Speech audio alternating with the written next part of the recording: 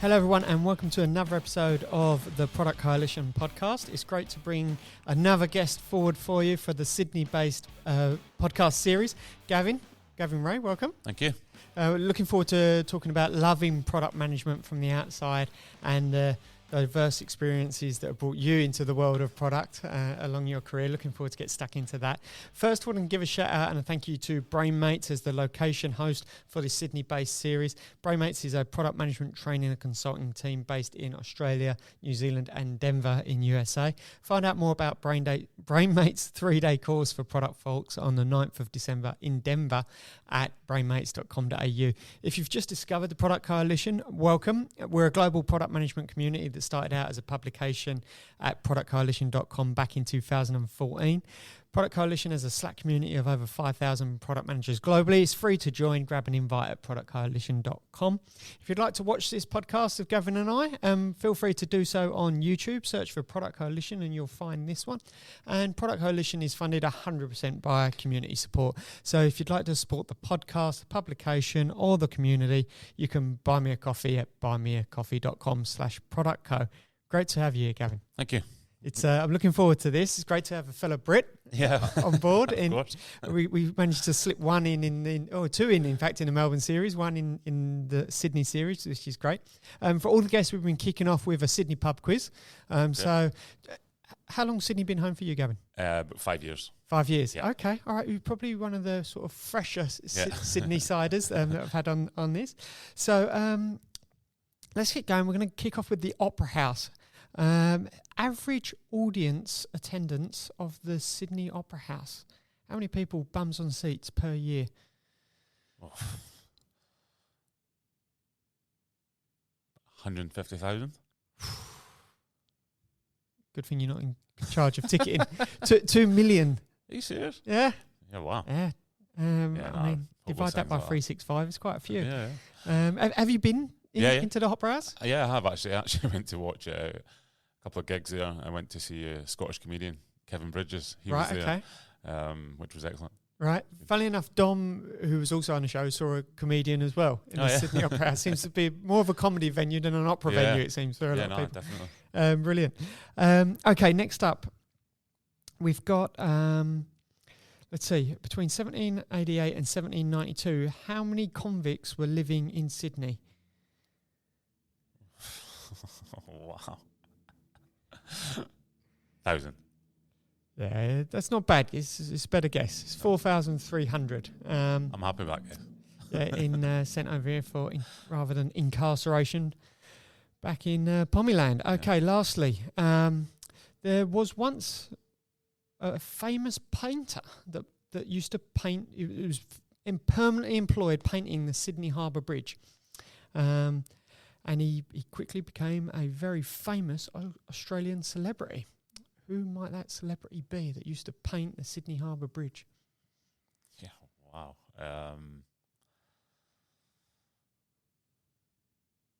Dame Edna.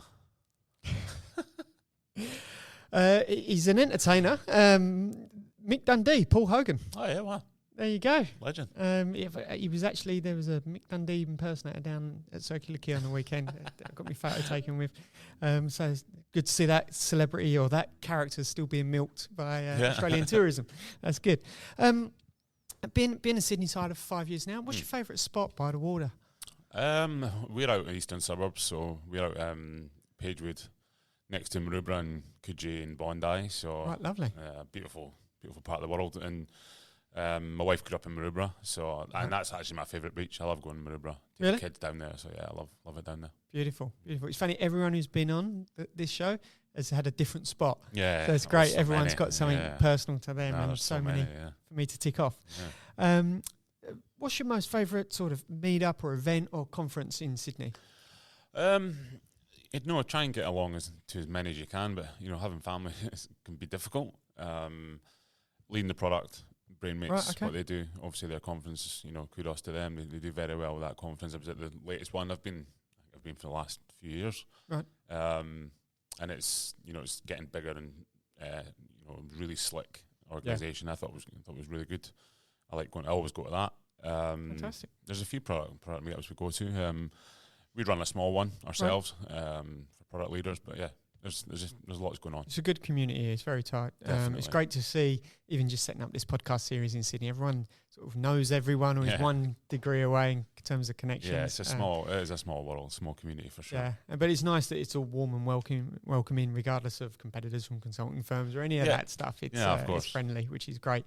Okay, let's get stuck into it. So we're going to, in this episode, talk about loving product management from the outside, and I'm really keen to hear your background, a career path, because I know it's certainly, I doubt we're going to find two of you in the world that have got to this point in terms of how you found your way into product from where you started. So kick us off. Where did you start, Gavin? I was very lucky to be a professional sportsman for about 20 years. So I left when I was growing up, and I grew up in Aberdeen, Scotland. Left school at about 15 and played professional football, soccer for about 20 years. Right. So yeah, done that for 20 years, and then I was very lucky to play for my nation. Play for Scotland. I played against some fantastic players and some fantastic clubs, and played with some huge clubs as well. So it was a great career. I absolutely loved it. My wife lived in the UK with me for 12 years, always with the sort of aim to, once when I finished playing professionally, retire and move to Sydney and bring my wife back home to her family. Right. So that was always a plan. Yep. So done that in 2014. Right. So I retired in 2014 May and emigrated in September. Wow. So yeah, it was like a few months later. Stuck to your promise. Yeah, and it was always. I mean, I'm from Aberdeen, which is a good city, but it's so cold. You know, I had the choice of Aberdeen or Sydney, and it's difficult. When your wife's from Sydney to sort of say, no, we're staying in Aberdeen. So she'd done the UK for 12 years, which is fine, and I was obviously more than happy to move to Sydney, which is just a great city. Brilliant. So yeah, came out here, and because I left school at 15, I didn't really have any other further education. I didn't even have time to go to university or college or anything. So it was pretty much straight into football. And during football, I was doing a little bits here and there, but never had the sort of dedication or time to dedicate myself to doing something else. Right. Apart from playing football, because I had to really concentrate on that. So came here and then was here for about, 6 to 8 weeks. We got the kids settled into school. Yep. No job. We had a house here. It was just like, yeah, right. What happens now, sort of thing. Yeah. I need to get a real job. Yep. So I ended up applying for a few roles and ended up in technology recruitment. Right. So my boss at Evolution, Liam McDade, who's still a director at Evolution Recruitment, he took a chance on me basically, and it was more about the transferable skills. I'd been captain at all my clubs.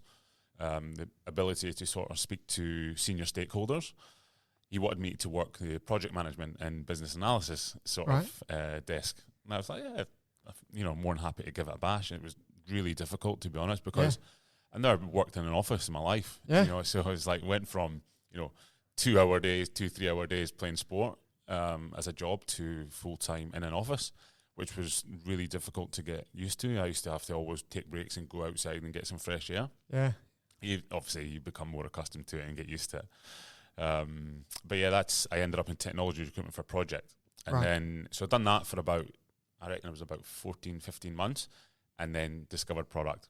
Right. So I don't know how it came, I can't remember exactly how it came about, but there was a product management role going with someone, and I ended up working that role, and I was thinking, this is really cool discipline, like I love this. So then I said to my boss, I says, listen, is it all right if I sort of work product management instead of project? And he was like, well, like, what is it? It's the same. Everyone, try to describe exactly what it is. It can be difficult, and everyone's got different names for it. But yeah, so that must have been about 3.5 years ago. Right. And since then, I've been in product. I've just stuck in it. And it's similar to people that actually are hands-on practitioners. Like, once you become a product manager, you very rarely leave that to go and do something else, because once you realise how good a role it is, you sort of stick in it. And that's similar to me, So I work with product people all the time, and I love that. So then, I've been working product management since then, basically. And as I say, I'm not a hands-on practitioner. I've sat through training, I understand it, and I obviously know the community very well in Sydney. Brilliant. And that's where I am now. Can I ask, is there any emotions or experiences on the day-to-day of product management that you get that same type of feeling that you used to get being on the field or in training? I think it's always difficult to replicate exactly what I had in sport, and I think once you sort of understand that and realise it's difficult to really get that buzz that I did have, because it was phenomenal. I mean, to be able to play sport, full time was amazing.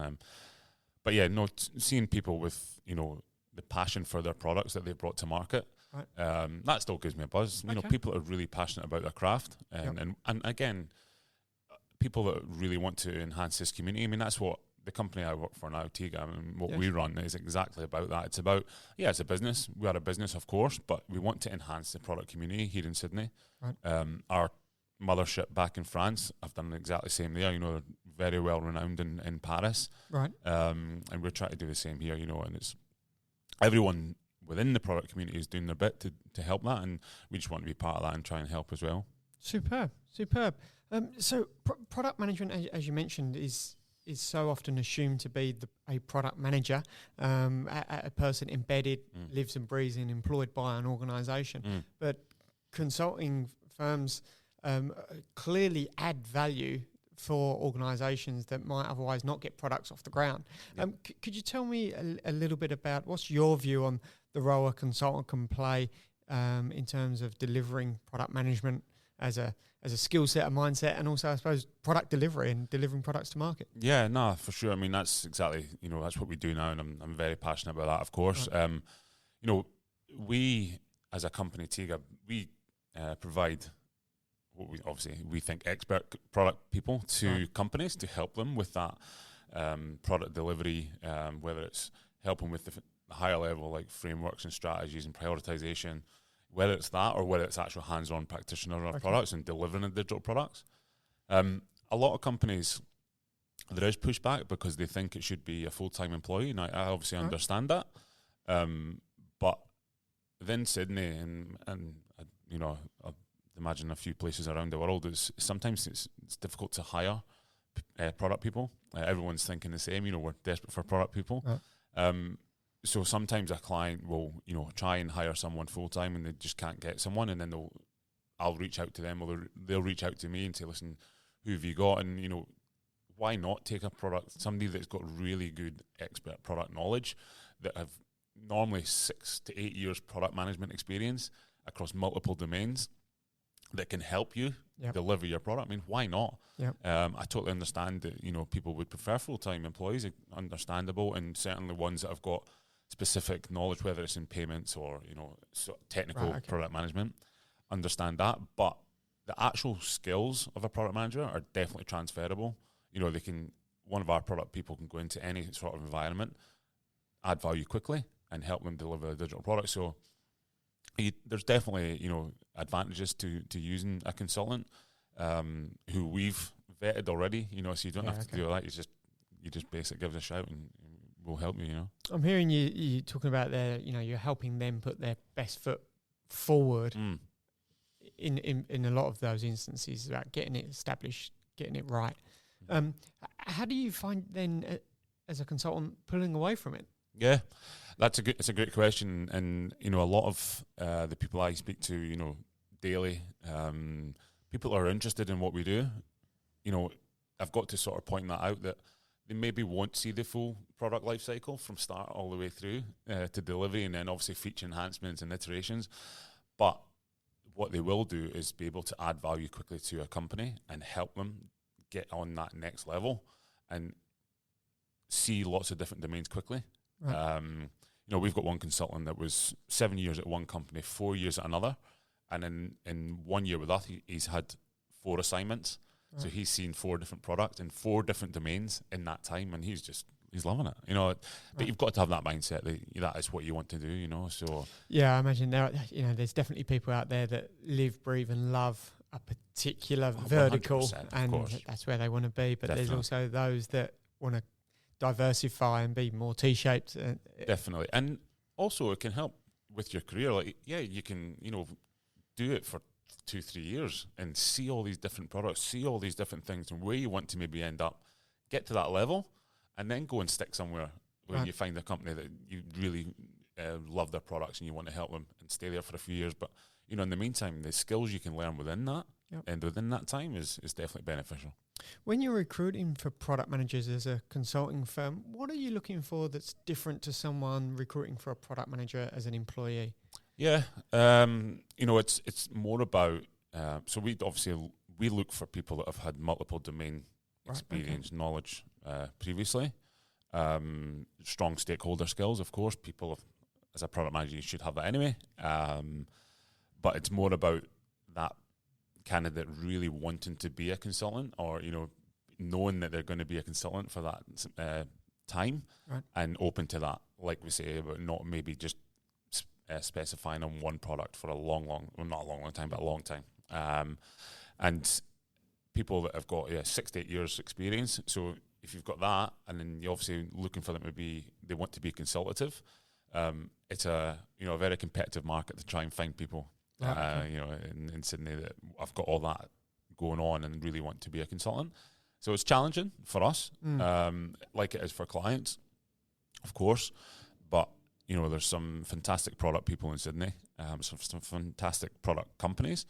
I just don't think there's enough. You know, we just want more. We just want more, you know, more people in the market, more great companies. And that's what we're obviously aiming for and trying to enhance the community, the same as everyone else in the community. Yeah. And for someone like yourself, really diverse background in terms of entering this space, there's, you know, and I hear it quite often of when it comes to product management, people come from very different backgrounds, and it's not looking for there's no traditional route like accounting or bookkeeping or etc. How would you suggest someone that might be, I don't know, a yoga instructor, for instance, who is interested in this space? What's the first steps? Because for you, like, it was a massive change. You almost had, I could imagine, like, you know, nothing to lose. You're on the other side of the world, brand new family, new house, everything's new. So new job sort of complemented the outfit. But what's that scary first step that could be hard to get past? Yeah, I think it's probably the same just with anything. You've just got to, you know, listen to podcasts, you know, read books, do courses, you know, research online, and then just get out there and do it, you know. And if you can do it on the side, then do a little bit on the side. I mean, as I say, I'm not a product manager by trade or a hands-on practitioner. It's kind of funny, you know, like if I'd not played football, I'd have loved to have been a full-time PM. Right. I don't know if, because I'm a bit older, I don't know whether, you know, now taking that step change and actually becoming a PM is, you know, as attractive as if I could rewind the clock and do a little bit before, so then I could get some real experience. Right. But yeah, if I do the training, you know, I've done a few different courses, our own as well. So yeah, there's definitely ways into it if it is something, but just get out and do it is probably the biggest thing. Right, okay. One of the points we wanted to talk about in this session was mental health in tech. And for me, this is almost a bit of a transition from that point around being brave in the mind, to make that first leap, read a book, listen to a podcast and get started. There's a number of initiatives and things going on in the mental health space for technology. Could you just start talking to me about that? Why is that relevant to you and meaningful to you? And what are you seeing and doing in that space? Yeah, I mean, it's relevant to me in the tech space because that's the space I'm in at the moment. You know, wherever I was working, it's still something to be relevant. Towards the end of my career in sport, you know, it was starting to become more prevalent there. There's still a massive stigma attached around mental health and not enough people speaking about it. It's getting better. Everyone's getting better, and we're trying to push it on, of course. There's lots of good initiatives. But, again, we just need to continue to be able to speak about it.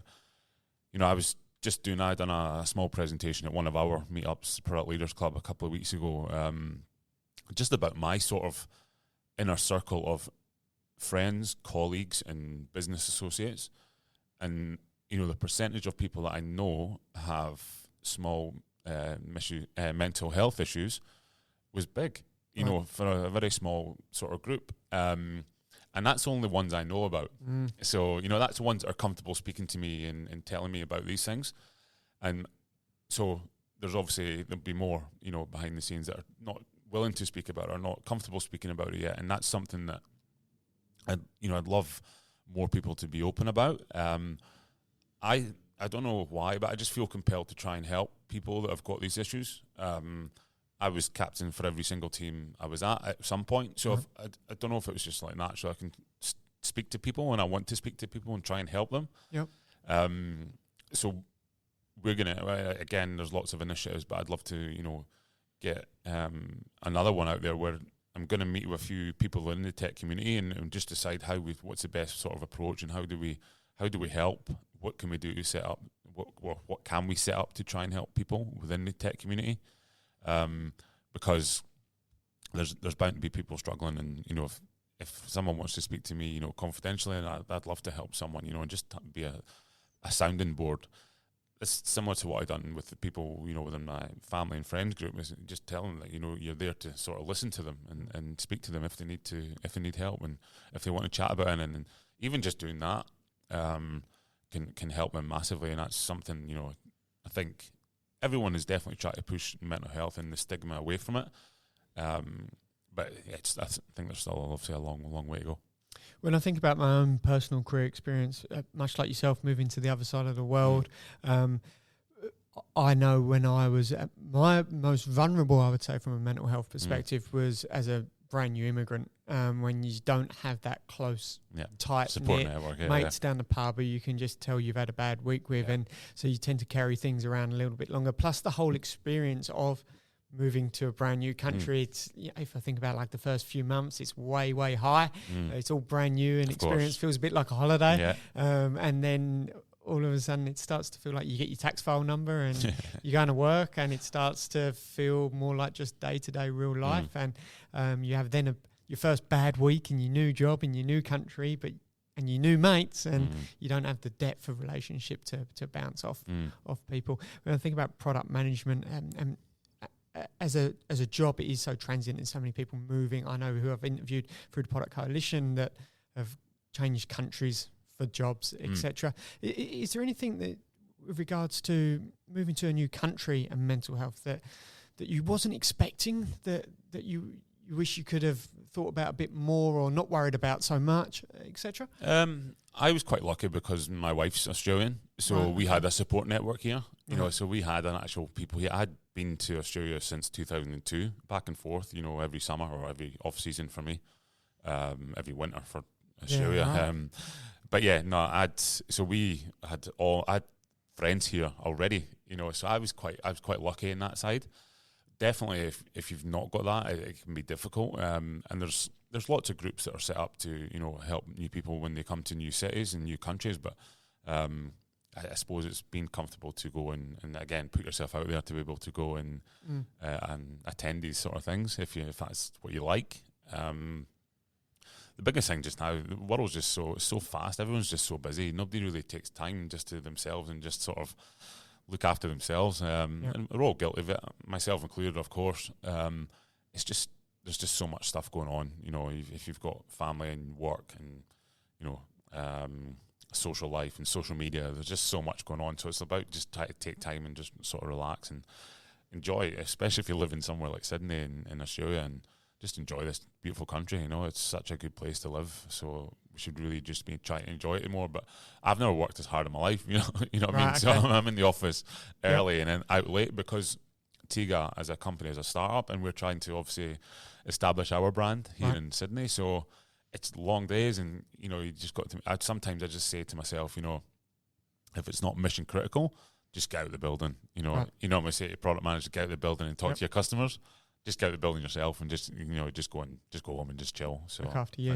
Definitely, and everyone should do that a bit more as well, I think. Yeah, well, huge credit to you for making such a jump in careers. That's massive. I mean, not having to wash wet, cold football boots must be quite nice, though.